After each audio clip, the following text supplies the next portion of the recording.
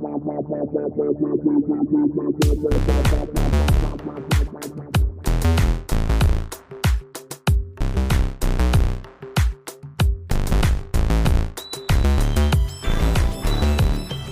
to you from the dining room table at East Barbary Lane, welcome to another episode of Full Circle, the podcast.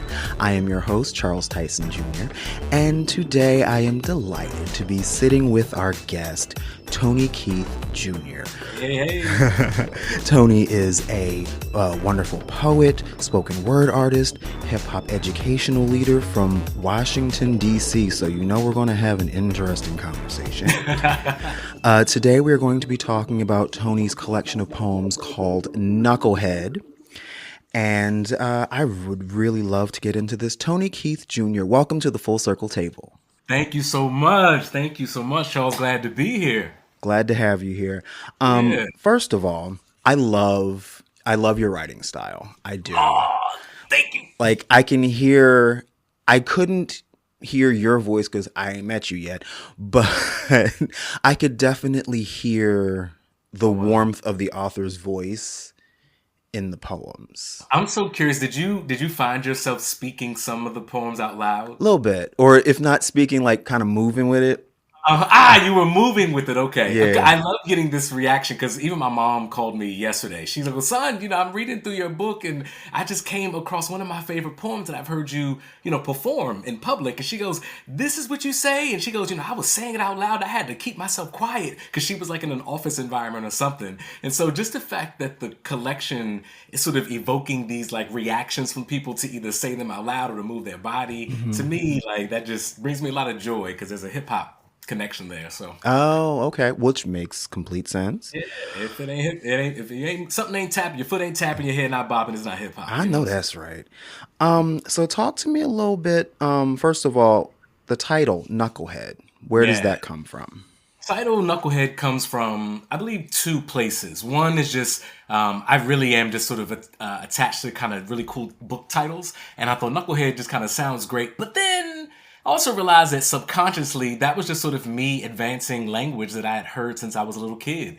I was always known as a little knucklehead, which the way that I understood that, it was a couple ways. In my community, it meant it was a term of endearment. It was affectionate. It was a joyful thing. Like, you're a little knucklehead. Yeah, you might have a little bit of an attitude problem, but you are sweet. You're lovable, as opposed to the traditional, narrative that, knuckleheads or black boys, even girls too, are like misunderstood or unheard, or they're stereotyped or they're judged. I was like, we got to have another way of thinking about us. And in Knucklehead, actually write, I say something about, dear Knucklehead, we don't all call ourselves, we know that we're not blasphemous, ignorant, or dangerous, although we don't call ourselves intelligent, ambitious, or courageous, right? Just sort of this idea that, like, I wanted us knuckleheads to just think about ourselves in loving ways.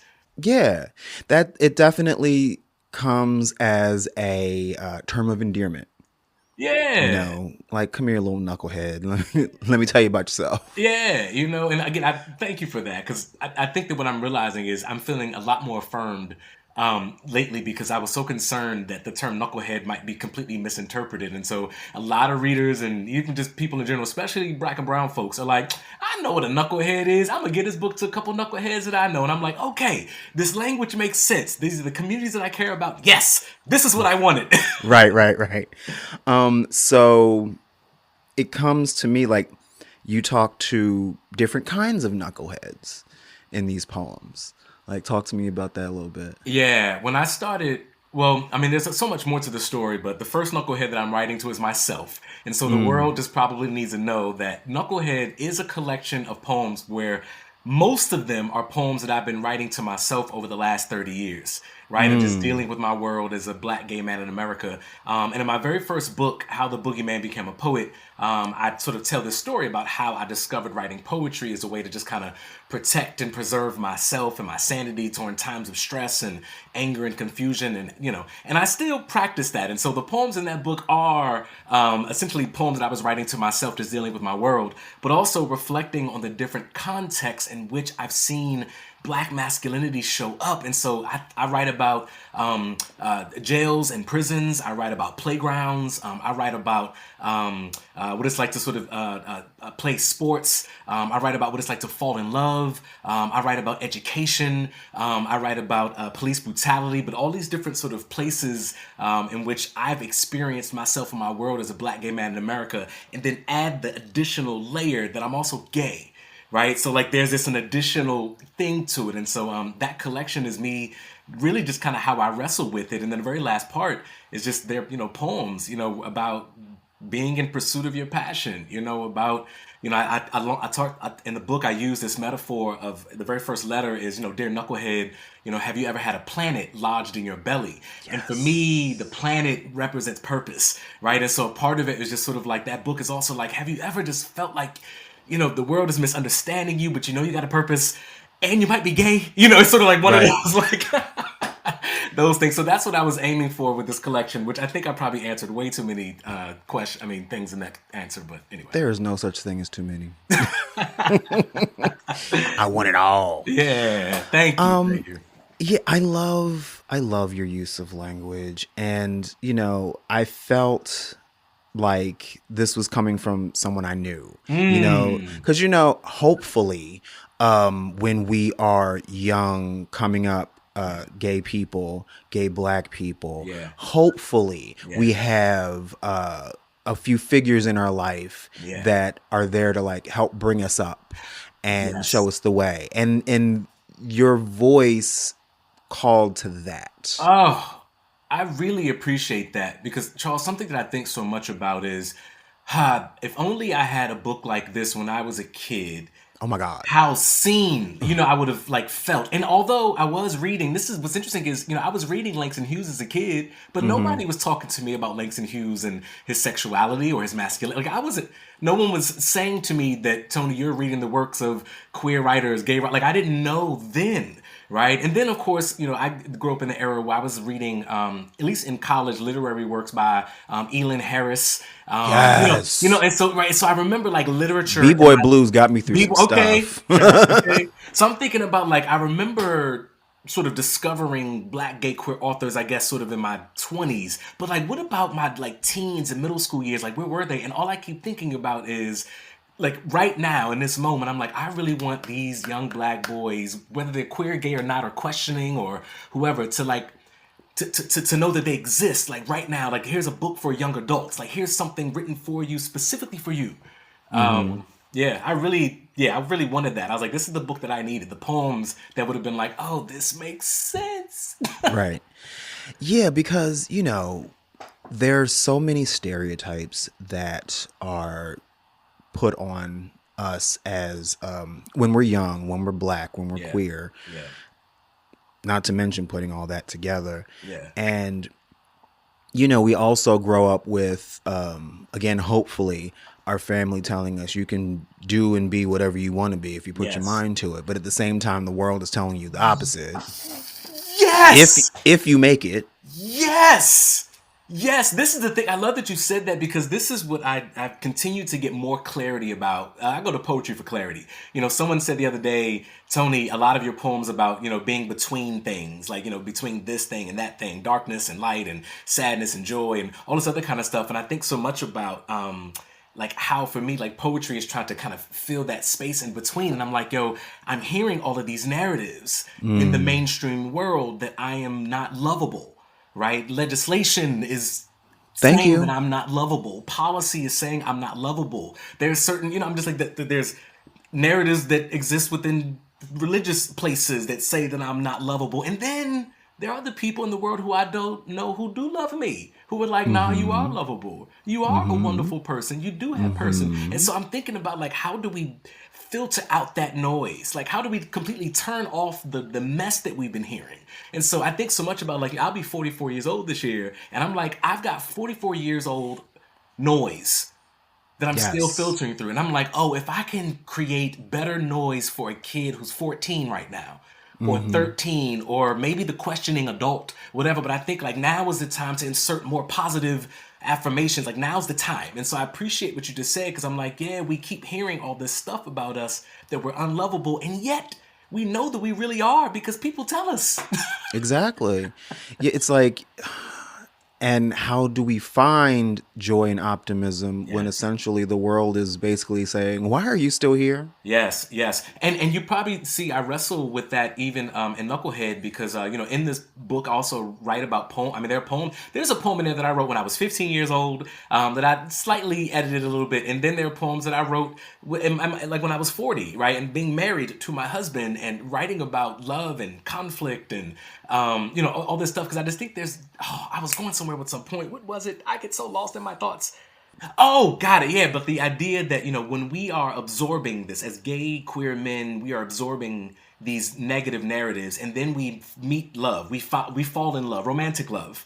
And you're in romantic love with someone who's also been hearing the same mess, right? That they're Mm, unlovable. And mm. then the two of you get together and y'all trying to figure out what really loving each other looks like when the world is telling you that you can't, right? So like even trying to figure out what love looks like between two gay married men is something that I also wrestle with in this book because I'm like, I didn't have any books like this.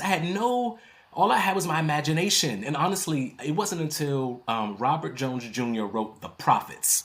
Mm. It's an incredible novel. If people don't know, essentially, it's fiction, of course, but it's about essentially gay enslaved men.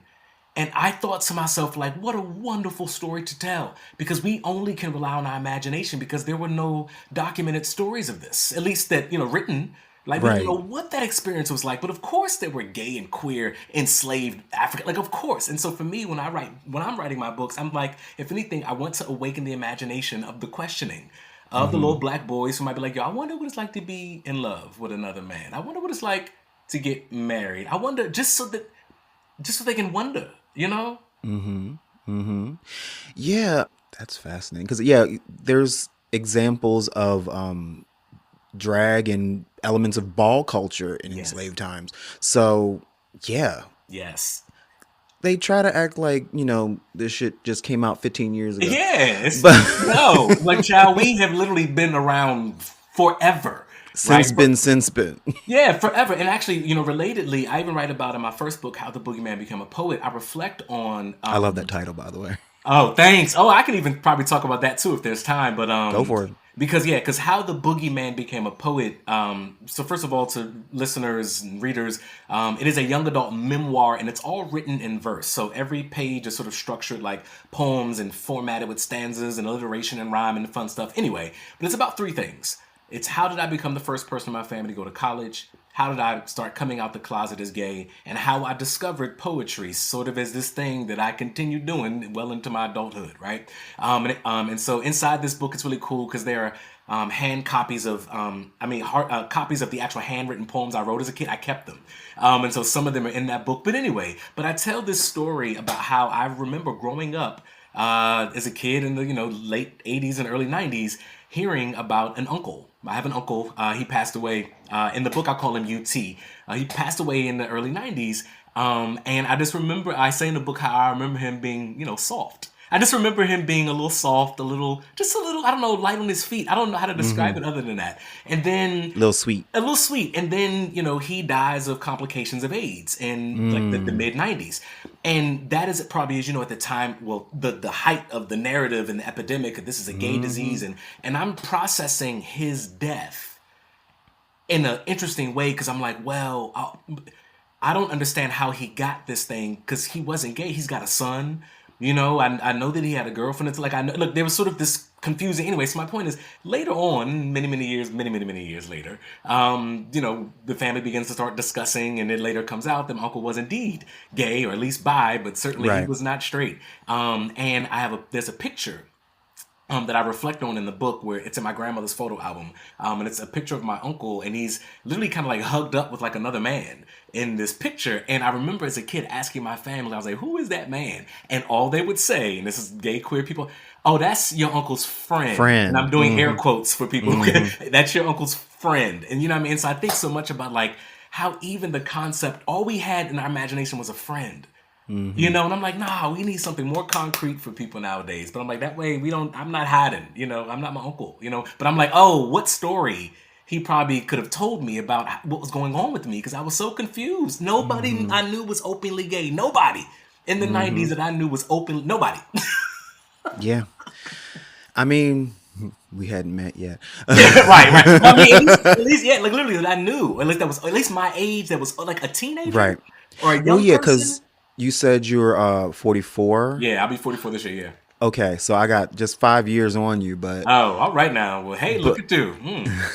but yeah, like that's when I came out, the '90s, Oh like in wow. college. See. So I was in Oh the wow, midst you were of in college. Yeah, that I did the yeah, same thing. I waited until college. Yeah. yeah, and there is that whole we're in the height of AIDS is a very prevalent topic, Mm-hmm. and it permeates everything. Mm-hmm. You have to it's there when you're going out, it's there when Mm-hmm. you're meeting someone, it's there when you know what I'm saying. Mm-hmm. And that's why I was grateful to have older people that had been around that could tell me stories. Yes. And think about, yeah, so many people with so many stories that never really got told because the people around them didn't have the wherewithal or the Yeah. courage or the knowledge Yeah. that they could have questions answered. Yeah, yeah, absolutely. Something that I've been reflecting on a lot lately is I get invited to do a lot of like youth book events and author talks in really cool places. And I was just at the North Texas Teen Book Conference, Oh Lord. and there's 13 or 12,000 young people all from the state of Texas. Right, it was wild. And what I started noticing was that even a lot of the white students, I'm going to say this for a very particular reason, Okay. would come up to me um, and show so much love, and I'd be confused by sort of their reactions, right? Because and my point is, what I'm saying is, what I realize is I'm so openly gay and free with who I am that white kids come up to me and tell me they're gay, like they're coming out to this white kids, and then black kids too. I mean that's also, it's sort of like there's this reaction from people, and I'm trying to sort this out. And what I realize is like, oh my gosh, none of these kids have ever met an openly gay black man before. You know what I mean? Let alone a poet, let Right. alone an author. You know what I mean? Like they've never, and so they come up to me with sort of this like wonder, this not fascination, because I don't think it's like, in the book I write about romanticized voyeurism, like when white people look at me, that's racial microaggressions, what we could talk about later. But I think there's something to be said about like, you've just shown me something about yourself. And I even think about, last thing I'll say is, because these thoughts will connect, is last year my husband and I, we had a kid, a little black boy, come stay with us from the child family services, right? He was placed with us. He needed to be. I don't know. I can't get into too much of the details, but we had essentially a kid from foster care. At Okay. 6 years old, and it's crystal clear that he didn't understand that two black gay men were sort of taking care of him. And so the short story is, one evening he goes, "Hey, Mr. Tony, where do you live?" And I said, "Well, I live in this house." And he goes, "Oh, where do you sleep?" And I say, "Well, I sleep in the room with Mr. Harry." He goes, "Huh?" I said, "Well, yeah." He says, "Why do you do that?" And I was like, "Well, we're married." He goes, "You're married? You married to him? That's not right." And he's 6. And I said, "Yes, it is." He says, "Oh, okay." And had no questions about that, other than the next day he said, Mr. Tony, you kissed Mr. Harry before?" And I said, "Yeah." He goes, "Oh, okay." But you saw the way his little mind was sort of figuring something out. And I think so much about these kids who I'm meeting at these conferences, again, who they've just sort of never seen or understood a different narrative, and so I don't know. I sort of see myself in my book doing those kinds of things. It's like awakening a little bit of a possibility in someone. Yes. And that is so necessary. It's always been necessary to have examples of, different lives, different occupations, different Yes. ways of being, especially now. Yes. Like, thank goodness you are in the literary field because, Yes. providing anything in the written word is so vital now. Yes. And kids don't know what they don't know because so much is being taken from them and hidden from them. Yes. Yes. And you know what? Relatedly too is, and I write about this in Knucklehead, is you know my enslaved African ancestors weren't given access to the written word. When they needed the spoken word. Like that was literally how they figured out how to communicate with each other across languages on the slave ship. Like that's how they figured out how to decipher American Standard English. They needed the oral tradition. And so what I want to offer to listeners also is that I self-narrated both audiobooks, the audiobook for How the Boogeyman Became a Poet and Knucklehead. So you can also listen to this book. So you get it in the traditional oral tradition style because I speak it exactly how I speak. So for those of you who are interested in what my performances are like, listen to these audiobooks. And I just do a quick little flex is How the Boogeyman Became a Poet. Recently won an Odyssey Award from the American Library Association, which essentially means I have one of the top audiobooks for young adults in the country right now. And so these audiobooks get busy. So we've got the written and the spoken. So yeah, you're right. For me, now it's preserved. Now this is preserved. It's curated in the memory of the world at this point. There's nothing no one can do. It's art. It's written and it's spoken. Done. Come on, Griot. Okay. Well, since we're in that vein, would you be so kind as to read a bit of what is one of my favorite poems? Sure, which one? Poetry Coming to the Rescue. I love Poetry Coming to the Rescue. It spoke to me as, for a couple decades and some change, I was a professional performer, choreographer, and essentially hustler. And this poem spoke to the soul of that. Oh, wow. Thank you. This is one of my favorite poems, and the listeners should know that typically when I do have like a spoken word poetry feature, I usually open with this. This is usually like my opening poem. I wrote this, though, in 2005 or 2006. And listeners should also know that the in this book are also illustrations. The illustrations were created by an artist, Julian Aiden Alexander, who read the book and created his illustrations on his own. So there's a picture in this book of a little poet superhero with a cape. You gotta see this. I'll read some. It says, "Poetry coming to the rescue. You can save someone from drowning. And my daddy, who is a minister, says, son, if your sermon is good, you can save someone's soul. Well, I've never really been the kind of person to ask for help, but if I needed some saving, trust me, you would know. But I wouldn't be sending out an SOS message or interrupting your regularly scheduled programs. I wouldn't be sending it in an email, a text, a DM, or posting anything on Facebook, TikTok, Snapchat, or Instagram. Instead, you'd find me on a stage, usually with a piece of paper in my left and a pen in my right. My mouth would be wide open and a vein poking out of my neck. My eyes would be shut tight as I focus on every single breath. Just to make sure that my lungs have enough capacity to create words that defy the laws of gravity and that swirl up into a vortex of knowledge, causing supernatural catastrophes. And while my poem ain't no tragedy, there just might be some casualties if you're not prepared to battle me. You want me to keep going? Oh, yeah. But if you're feeling froggy, then jump. Because my poems are not for tricks and they certainly aren't for chumps. I do this for a reason. I write this for those of you with terminal diseases. I write this for those of you who want to have sex but your parents are preachers. I write this for those of you who want to learn but you lack loving mentors and teachers. I write this for those of you who love your mama but all she does is scream at you. I write this for those of you who love your daddy although his eyes have never seen you. I write this for those of you who miss getting a good night's sleep after hearing your grandma sing a sweet song to you. I write this for those of you with negative energy and so like a magnet, bullshit just clings to you. I write this for you. I write this for those of you whose sexuality is unacceptable until it's received some societal stamp of approval. I write this for those of you who work so hard to create change, you get frustrated but you still maintain. I write this for those of you who don't have answers, yet one is always being forced from you. I've learned that sometimes saying I don't know is a lie, and that sometimes saying I don't know is the truth. I write this for those of you who want to earn love but don't know that it's already been given to you. I write this for you. Been battling poetry until my ink bleeds black and blue. I'm just a superhero with a cape made of metaphors, trying to use my words to simply save you. And yes, some of the words in my poems do rhyme, but I've been doing it for a while, so it just happens sometimes. And yes, memorizing a poem would make any performance good.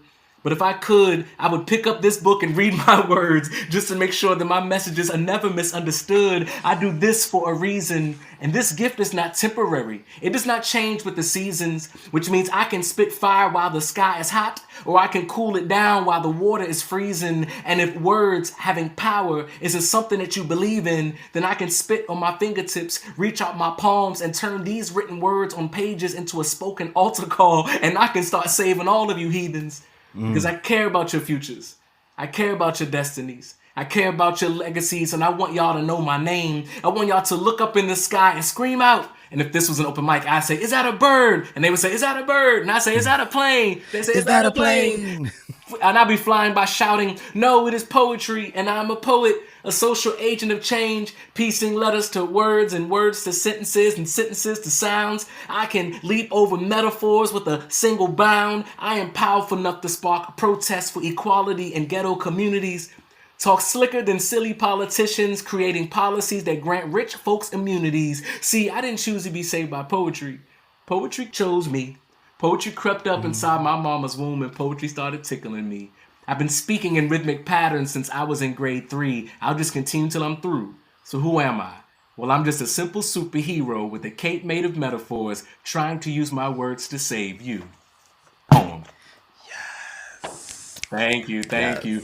Also, quick thing for listeners, y'all should also know I mentioned, I've been speaking in rhythmic patterns since I was in grade 3, and how the boogeyman became a poet. I write the story about how I wrote my first poem in 3rd grade and emceed it at a school event. So, since grade 3. So the two books are in conversation. The little nuggets that kind of go on both, but yeah.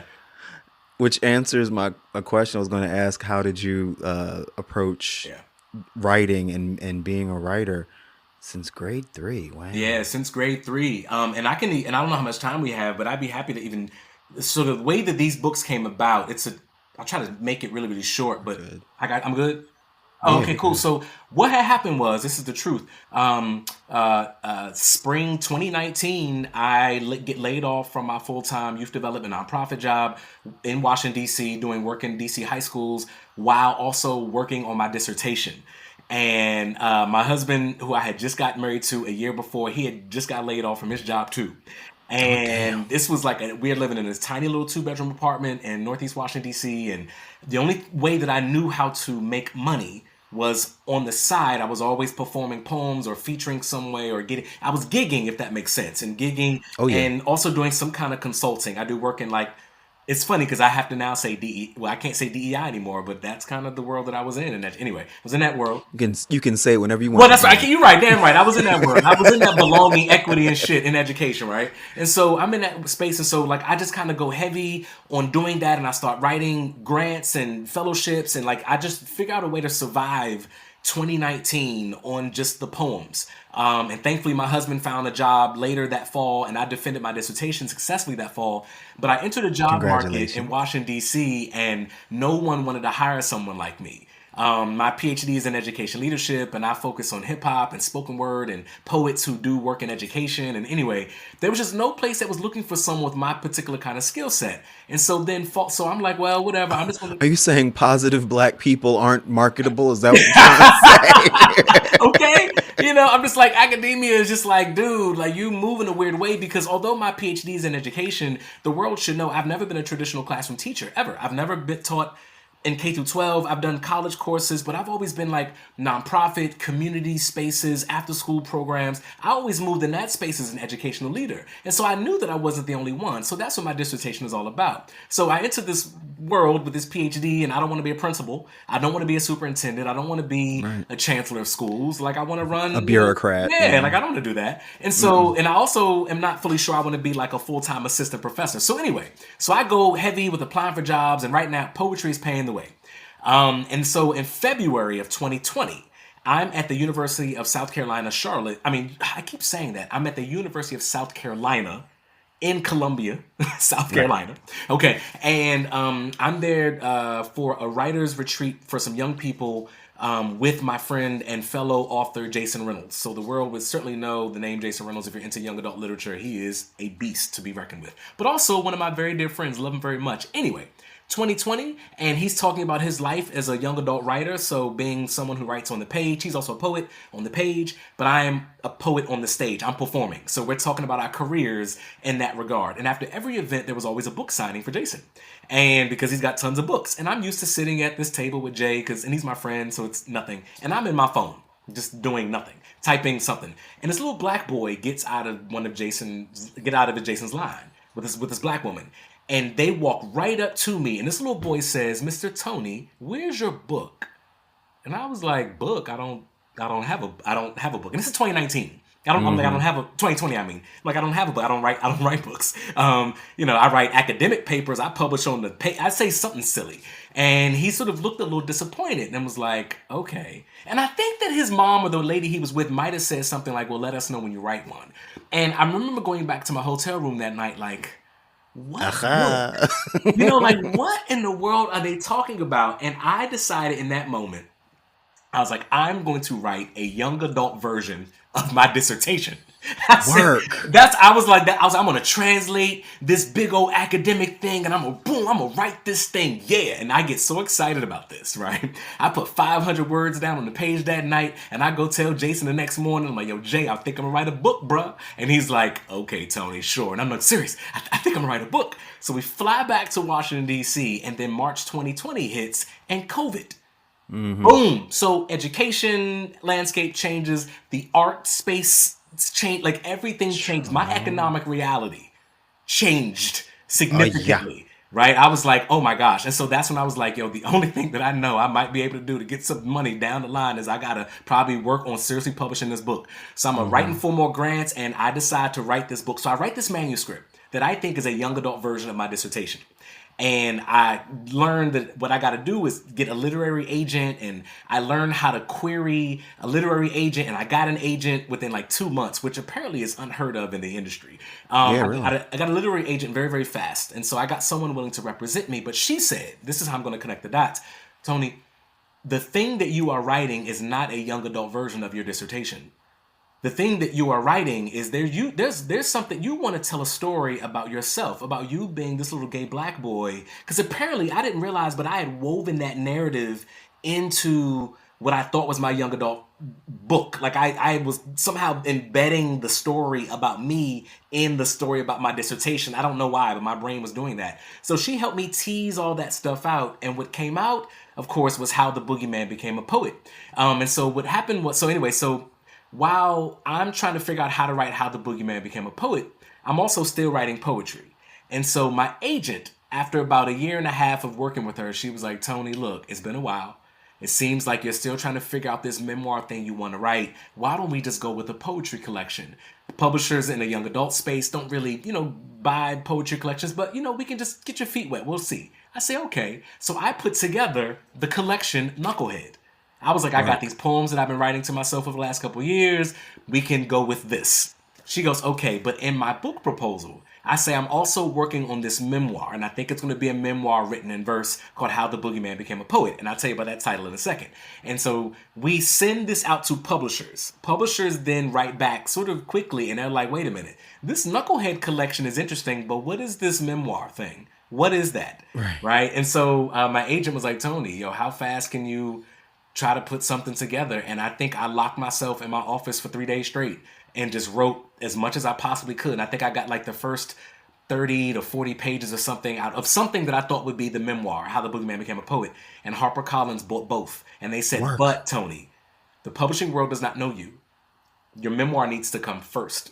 Right, yeah. And then your poetry collection." And I'm so glad it worked out that way, because after I wrote How the Boogeyman Became a Poet, I then realized how I wanted to format Knucklehead. So listeners should know that Knucklehead is not a traditional poetry collection in the sense that there's not a table of contents.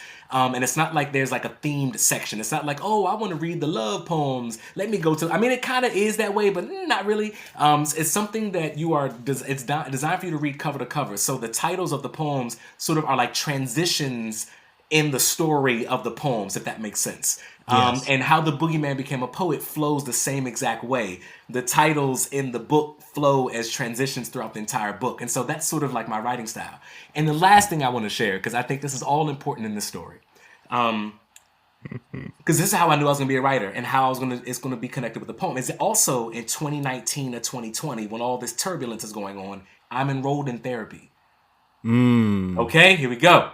I'm enrolled in therapy, and I am, because I'm going through all kinds of things, and I write about this in Knucklehead. I'm fussing at my husband about stuff that ain't got nothing to do with him, and he's telling me like, look, I don't know what's going on with you, but you need to figure this shit out. Like, you know what I mean? Like this, okay, because I don't know what it is, but it's not me that you, whatever. And so I'm in therapy, and my therapist is like, yo, Tony, and this is talk space, so I'm typing to someone, right? Okay. And my therapist is like, yo, Tony, sounds to me like you have a lot of repressed anger and sadness and like and you're projecting this. It seems to be probably on your partner, and so you need to figure out where this comes from. He says, didn't you tell me you were a poet? I say, yeah. He said, how long have you been writing poetry? I was like, since I was a kid. He's like, you got any kid poems? I'm like, yeah, I got tons of them. I kept them. And so what readers need to know and listeners need to know is I had a box of poems that I've been hoarding around since I was a kid. And I write about this in How the Boogeyman Became a Poet. It was blue and blah, blah, blah. But I took the lid off and I spent a weekend reading through those poems I wrote myself as a kid. Some of them made me cry. Some of them made me very angry. A couple of them I set on fire. But it became this spiritual practice because I realized that as a kid, I was using poetry to filter out the noise. I was writing stuff about what the world was telling me about myself, but then I was also writing positive things. And so what the world needs to know is that those are the hand copies poems that are in How the Boogeyman Became a Poet. And so that same process that I was using as a kid is the same process that I use now as an adult, which is how the poems in Knucklehead came to be. So that's how these things sort of flow together. And that's how I knew I was going to be a writer. It was when I realized like I was meant to be a poet. My planet in my belly is to be a poet. This is the thing, and I'm going to keep pushing with it. And readers should know the last poem in Knucklehead is about what it's like being someone whose soul living is on his poems.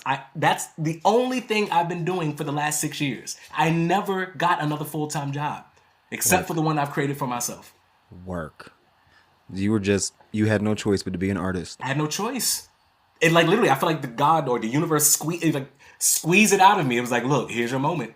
And and the last thing I'll say is I'm even thinking about this right now because I wound up creating a company off of my dissertation, which wound up winning a lot of awards. It's called EdMC Academy, and we do education consulting. And a lot of us are poets, spoken word artists, rappers, and MCs. EdMCs, educational MCs, we move crowds in education, yada, yada, yada, right? Or as we say, master conditions for student learning and engagement. Well, a lot of our work was around DEI. And so what's happening now is a lot of our contracts that I'm used to us getting have now been canceled. Right. And so I'm sort of back in this position back in like 2019 was like, well, bruh, what else you gonna do? You know what I mean? And I'm like, I got these books. And so the world should know, yeah, I'm thinking about writing another book. You know, because I'm like, the universe is letting me know now is the time you got to squeeze another one out of you, bruh. This is one of those moments where there's something, this is your window. And you know these conditions. Because I write a Knucklehead about how difficult it can be sometimes to be in heavy pursuit of your purpose. And like there will be all these distractions to try to convince you otherwise. And it's like, nah, I'm like, I know this territory. I've been here before. Child, Trump, child. Okay, lost a contract, child. Like I'm like, so someone called my husband a faggot not too long ago, child. Like I'm just thinking to myself like, get out the way. Just move. Let me, because I'm... Right. And a phrase that I have taken to heart, especially now that I work in the field of recovery, obstacles are just there to weed out the people who really mean it, who really want it. Like if you don't really want it, it's an obstacle. All right, I guess I have to stop now. Yeah, I love that because I also write about in How the Boogeyman Become a Poet and in Knucklehead. My father dealt with addiction when I was a kid, and so he was absent for the most part. He's fine now. My father's been sober for I think 30 years. I don't even know how long at this point. An amazing man, always gives me lots of positive affirmations. But I think so much about like even how I had to write poetry to sort of even understand his relationship with his addiction and his relationship with me. And so in Knucklehead, there are poems and I write about my dad and, all that kind of stuff. But I think so much about your point about just even like connecting health, mental health, your physical health, your spiritual health, sort of with these positive narratives that we need. And so, but you mentioned, sobriety and addiction, I immediately thought about like, yeah, I write about that too. Yeah. You know? You are what I like to refer to as an artivist. Oh wow, I received that. Like, just we need what you're doing. Oh wow. And hearing you hearing you read the one work, like you lapsed into this cadence Yeah. that was giving me like, if not specifically MLK, Yeah, yeah. like you're on a podium in front of Yeah. a crowd. I really, really dig this because even within Knucklehead, there's an illustration that is a picture of Dr. King's head, and there's a poem in it that I talk about, being at a microphone, sort of like screaming out poems, just trying to, awaken people, just to the idea that we've always been liberated. Like we need to just literally wake up and realize how great and amazing we are. But I am a performer all day, and the other thing is, because you mentioned like sort of being high up in Dr. King, another dot that I want to connect is, and I've said this in several interviews, but poetry, I understand this. I really, really do now. Like it's a spiritual exercise. It really is like sometimes a download from ancestors. Sometimes it's a real thing that sort of happens, and with that Yes. download Yes. comes a rhythm sometimes.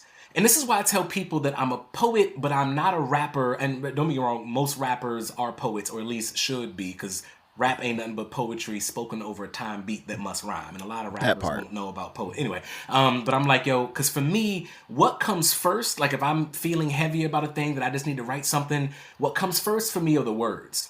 Right, I'll just like write words down, and then I'll read what I've been writing, and then there's like a natural rhythm that just kind of happens. And so each poem in Knucklehead kind of has its own rhythm and cadence. Someone was telling me the other day, there's a musicality in my poems, almost like Langston Hughes, and and I think so much about like, yeah, I'm like, I don't know where it comes from, but there is a rhythm. And so when you said that, I'm like, yeah, when I read my work. This is what's new for me is so many poems in Knucklehead are ones that turned into spoken word poems. So I'm used to performing them. And so holding the book while reading them. And even in the book, they've been edited just for more clarity for the reader. So even having to like read my book is now become a different kind of performance for me. And so to hear that, it's still resonating, that's kind of a cool experience for me because I'm used to just no book on a mic just going. And so now to like Right. have something and then to read it, it's just a different way of experiencing the work. When you perform your work, is there ever a musical component to it? Never a musical component, and it's actually a funny running joke. And my close friends, so I have a lot of close friends who are singers here in the Washington D.C. area, like fire singers. And whenever there's like an event, I'm always like the one featured poet. And sometimes we'll get on stage together or whatever. And so sometimes I've tried to perform with like a piano behind me or like drums behind me, and it always throws me off. And so there was one time my friends make the joke where I'd like literally turned around and told the band, I was like, can y'all just stop playing? Like This is cute and all, but yeah, because for me, again, because it's so much about transcendence for me, I'm like, yo, y'all reckon my flow. Like let me do my thing. Now what I will say is cool is when I've not fully listened to it all the way yet, but because I self-narrated this audiobook, and HarperCollins Audio, especially with How the Boogeyman Became a Poet, they add in production and stuff. yeah. And so How the Boogeyman Became a Poet, by the way, turned out I was so surprised by all the things that they did. And I've now been listening to Knucklehead. And the way that they've incorporated music in the background, the way that they've incorporated almost like typewriter sounds, they have somehow connected musicality, and I think in a really, really cool way. Something that I would not have known that I would have been able to do.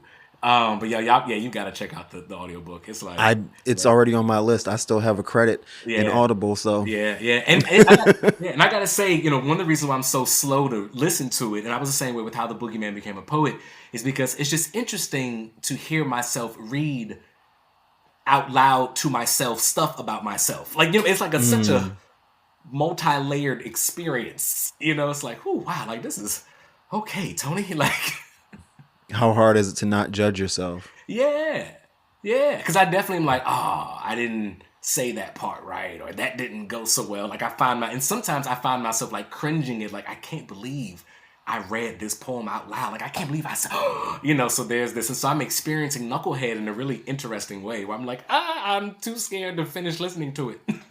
Right. But yeah, and it takes a while to learn to tolerate the sound of your own voice. Yeah. Yeah. Like, I'm so grateful to have a podcast with almost 200, well, not quite, but knocking on 200 episodes. Like, Wow. Okay, knocking on 150. Hey! But but yeah, you it takes a while to like get past, oh my God, that's me, to being able to hear yourself. Yeah. And if you're like me, which I think you are, when you perform, you say and do things on stage that you would never do. Yes, otherwise. For sure. And because it's performance for me, and so I'm like standing microphone. I'm not the kind of poet that wants like a stool. It's a sit, and I am like high energy, crazy. And sometimes there's even an improvisation, and so that's the other thing that's really interesting with Knucklehead is, I'm so used to a spoken like a live audience where there's call and response, right? Mm-hmm. And so for me, it was so cool listening to you just do the right? Because for me, I'm like, that's what I'm used to hearing that. But when this book gets in the hands of readers, I may never hear their response, right? And so for me, it's an interesting thing because I'm just like, I hope, if anything, I hope they hear my call. I hope they hear my call. And if anything, and I hope they know I want to hear your response. Right. Or I hope you're responding, whatever that might mean. Writing in the margin or doing something. Which, I mean, I did. So you have this passion for hip hop that filters through your work. Do you ever listen to music while you're writing? Oh, yeah. Great way to discuss this. So for me, whenever I think about hip hop, and I say this a lot to young people and learners and listeners, in particular readers, is that I only understand hip hop to be culture. Culture meaning attitudes, philosophies, beliefs, music, food, dance, all that kind of stuff. When I was a kid, I was wearing my hat to the back and rocking baggy jeans and saying words like dope, fresh, and fly. I was absorbing culture. Right. Hip-hop culture's music is rap music. Right? And so I like to make that distinction because I'm like, whenever I think about hip-hop, I think about the culture of hip-hop. And it's about peace, love, unity, having fun, and joy. And when I was coming up, it was about socially conscious music and knowing who you are. And the fifth element of hip-hop is knowledge of self and all. Anyway, so I do consider myself an MC, meaning I can move a crowd, don't sleep. I'm just not a rapper. So for me, like when I think about hip-hop, and I just want to say so to people just to know that when I'm writing about hip-hop, when I'm talking about hip-hop, I'm talking about the philosophy of it. Beyond the music, but yes. But what I listen to is a hip-hop instrumentals because if I'm listening to other words, it'll throw me off. But I bob my head while I'm writing. Matter of fact, before I hopped on this interview, I was working on something and I got my hip-hop beats music instrumentals playing. Okay. But but I listen to a lot of non-mainstream artists people probably wouldn't, people do know about, but I listen to a lot of J.I.D. or Jid. I listen to, of course, Doechii. I listen to Lupe Fiasco, Tyler, the Creator. Yes. I listen to sometimes Rico Nasty. I like Rhapsody. But a lot of artists I listen to, most people probably wouldn't hear on mainstream radio, and I'm okay with that. But I'm into lyricists. I like good lyrics. I still listen to Lauryn Hill and Missy Elliott. MC Light, Queen Latifah. I'm still very much into 90s hip hop. Sweet Tribe spot. Called Quest. Tribe Called Quest. De La Soul. That's the thing. Like in the 90s with hip hop, like it was cool to be black and intelligent. Yes. And that's what I was steeped in. And I miss that shit. Yes. And then because the hip hop philosopher in me, I can't help it. I'm like, and then, mainstream broadcast channels and such media, the entertainment industry realizes how much money could be made when people are promoting misogyny and violence and materialism. And so let's just go ahead and sell that. And now we're going to sell this mainstream narrative that hip hop is about that. And it's not. Hip hop is not about that. Hip hop is all about community and coming together. Hip hop culture was created because black and brown kids needed an outlet to deal with racism and oppression and poverty, and gay people needed to deal with homophobia, and trans folks deal with like these things were happening. So they created poems and they performed those poems as rap music. You know what I mean? I'm like, people need to understand where it came from. My enslaved African ancestors already had rhythm and drum. Right. or they were enslaved. Let's be clear. Hip hop has always been about freedom and black people's joy. It's never been about shoot 'em up. It's never been about that.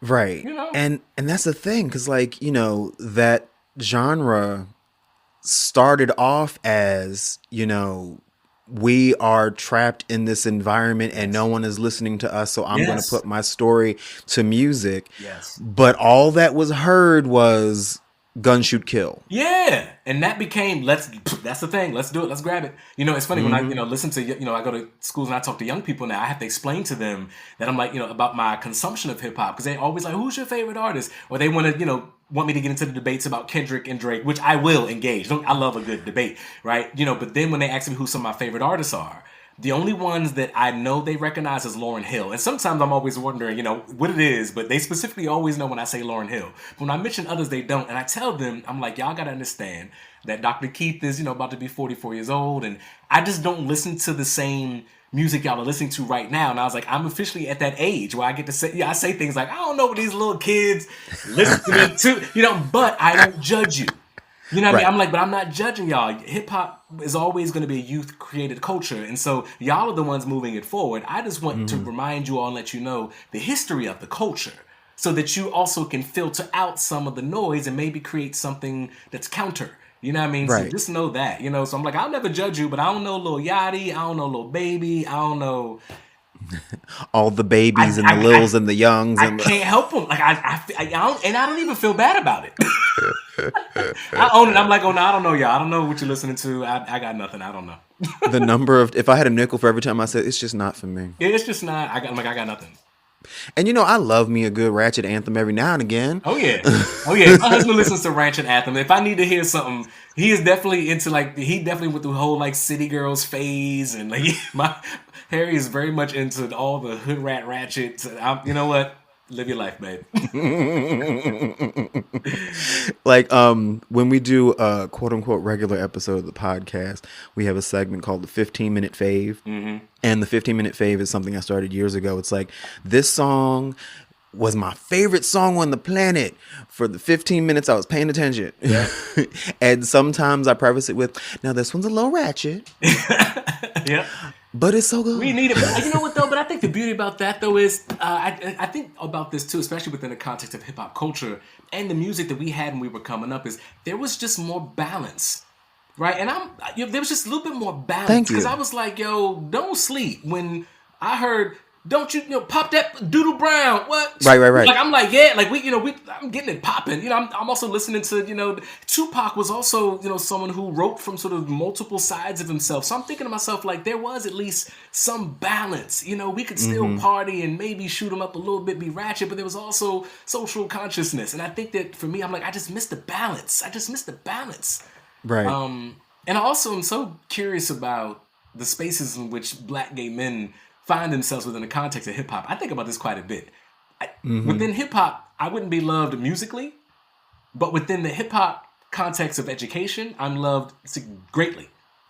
That's why I love, every now and again when Bob the Drag Queen decides that she's a rapper. Yeah. And that's not shade. Yeah. We'll give a platform to a handful of the queer rappers that are out there. Yes. And the song I'm thinking about in particular is Gay Bars. Uh-huh. And that's how I discovered, all the, Ocean Kelly, and these folks that are like, oh, damn. Yeah. And who have bars. Thank you. And that's the thing. Because I'm like, because again, I don't want to separate MCs from rappers, because I don't want to be one of those people who draws lines in the sand about hip hop.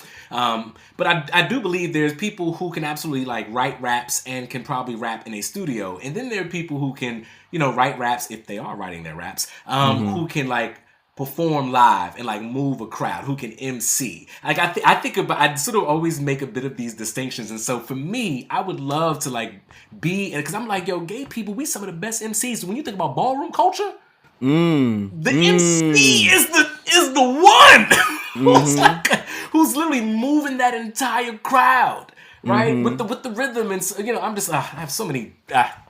There's a young black man I follow on social media whose name is escaping me right now, and I hate it. But he's a ballroom commentator. Yeah. And he does videos where he'll take mainstream songs, like Broadway songs or Yeah. whatever, and he'll like give it the ballroom chant, Yes. and it's so fierce. Yeah. Yeah.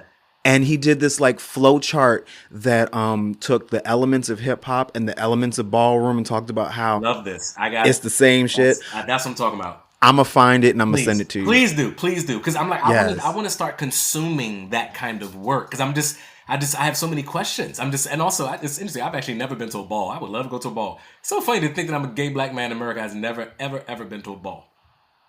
There was like 5 seconds. Yeah, Like yeah, they let's were start. trying to get me to walk in for the House of Ebony, and I got scared. Yeah, But at the same time, I then became obsessed with ballroom.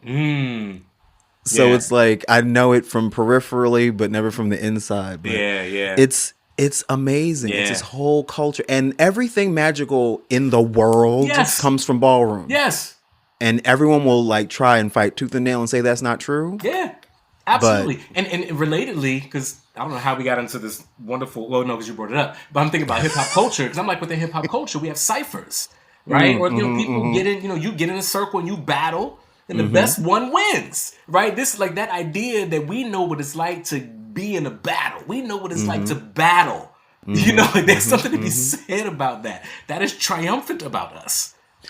and one thing I love about gay rappers, gay male rappers in particular, is when they rap about men the way their straight counterparts rap about About women. women.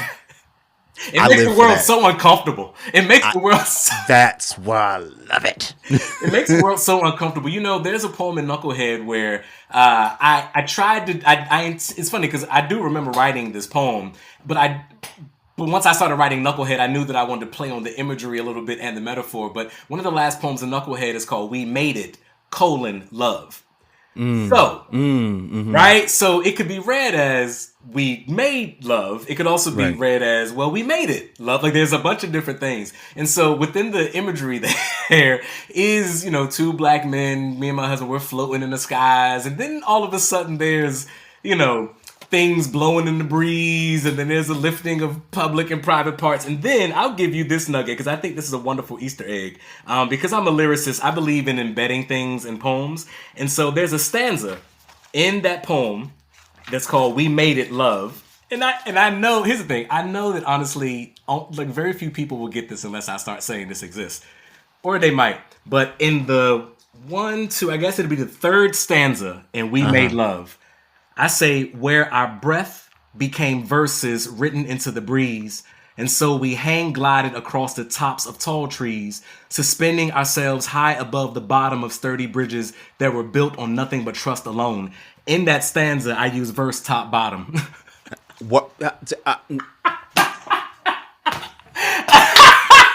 I can't with you. Oh my god. I love that shit. I was like, I just want to know who might catch this. I'm just so kind of curious. And also, in How the Boogeyman Became a Poet, a lot of the white teachers, the white women teachers, they're named after the Golden Girls. So there's like Miss Bourne. And you're a Golden Girls fan too. See? That's what I mean. Like, that, I just wanted to make sure that, like, in addition to writing this, but I'm like, yo, there are these little things that I just want to insert so that certain kind of readers might be like, I see what he did there. I love that. See, you clever. You clever. Trying to make it engaging for the readers, Well, Dr. Tony. Yes. This has been great. I could sit and talk to you forever. All This day. is But that means we have fun. more to converse about. There's got to be Exactly. Oh, I've already decided this is not the last time we're going to sit and have a chit more. chat. Booyah. So, where is the best place? What's your favorite place for people to go and purchase your work? That's a really great question. I am a huge fan of indie bookstores. This is the truth. I love them. And so I would highly recommend that if you have access to a local bookstore, feel free to stop by yours. Go to www.bookshop.org. But if you're just looking for general ways to buy my book, go to my website. Go to TonyKeefeJr.com. You click on the link for my books, and it'll take you to all your options for online retailers. We can do Barnes & Nobles. Of course, there's Amazon. And you can also get it at a lot of local local like neighborhood public libraries. You can get it in Kindle. It's available in audiobook. And yeah, so those are all I love things. it. I love it. And where can we follow you? You can follow me at Tony Keith Jr. on all things. Actually, I'm really only on Instagram. My Twitter, I don't use that. It's not even Twitter anymore. I ain't on X. Right. Yeah, and Right. Facebook is really only for like my older family members. But anyway, that's true. Well, I'm on Instagram for sure. Definitely. We're going to put all of that into the notes of this episode. Tony Keith Jr., thank you so much for sitting and sharing Thank you so today. much, Charles. I've had such a blast hanging out with you today. And I got another interview up next. Oh, yeah, all right. All right. Thank you so much. Thank you. Peace. Take care. Full Circle is a Never Scared Productions podcast, hosted by Charles Tyson Jr. and Martha Madrigal, produced and edited by Never Scared, executive produced by Charles Tyson Jr. and Martha Madrigal. Our theme and music is by the Jingleberries. All names, pictures, music, audio, and video clips are registered trademarks and/or copyrights of their respective copyright holders.